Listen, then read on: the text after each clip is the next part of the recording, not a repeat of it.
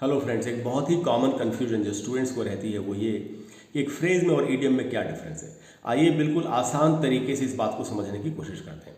सबसे पहले फ्रेज के बारे में बताता हूँ। देखिए, फ्रेज के बारे में आपको दो तीन पॉइंट्स बता रहा हूँ जो आपको बहुत ध्यान से सुनने चाहिए और याद रखने चाहिए।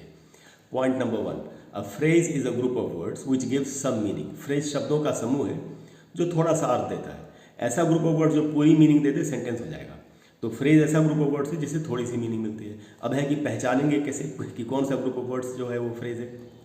तो दूसरा पॉइंट है, a phrase does not contain a subject and a verb. Phrase में कभी भी सब्जेक्ट और वर्ब नहीं होता।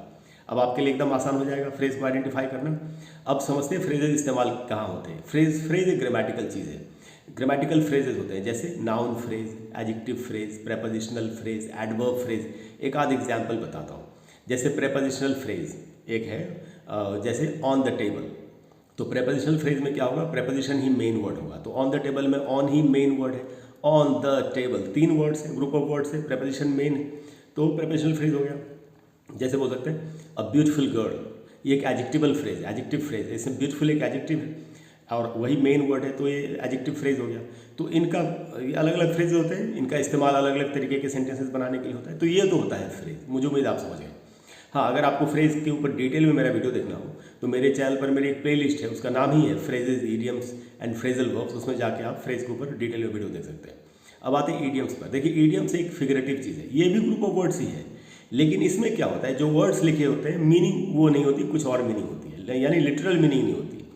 जैसे एक इडियम है कि व्हेन पिग्स फ्लाई जब सुअर उड़ेंगे, ये मीनिंग निकल रहा है इसका, लेकिन असल में ये मीनिंग नहीं है। तो सुअर तो कभी उड़ नहीं सकता, तो असल में इसका मीनिंग है बिल्कुल असंभव। यानी आप किसी काम के बारे में बताना चाहते हैं कि ये बिल्कुल असंभव है, तो आप ये वाला इडियम यूज़ कर सकते हैं। जैसे मान लेते हैं किसी के लिए आप ये बोल रहे हैं कि वो फलाना आदमी कभी प्राइम मिनिस्टर नहीं बन सकता, तो आप बोल सकते हैं he will become the prime minister when pigs fly. वो उस दिन प्रधानमंत्री बनेगा जिस दिन सुअर उड़ने लगेंगे। तो सुअर तो कभी उड़ेंगे नहीं।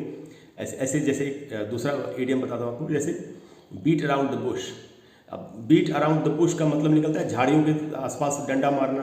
तो असल में मीनिंग ये नहीं है। मीनिंग क्या है, इसका मीनिंग है कि असली बात नहीं करना, इधर उधर की बातें करना, मेन मुद्दे पर नहीं आना। जैसे कोई किसी को बोल सकता है stop beating around the Bush, इधर उधर की बातें करना बंद करो, यानी मुद्दे पर आओ।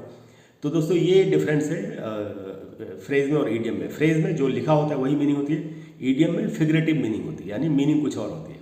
मुझे उम्मीद आप अच्छी तरह से समझ गए कि फ्रेज में और ईडियम में क्या डिफरेंस है।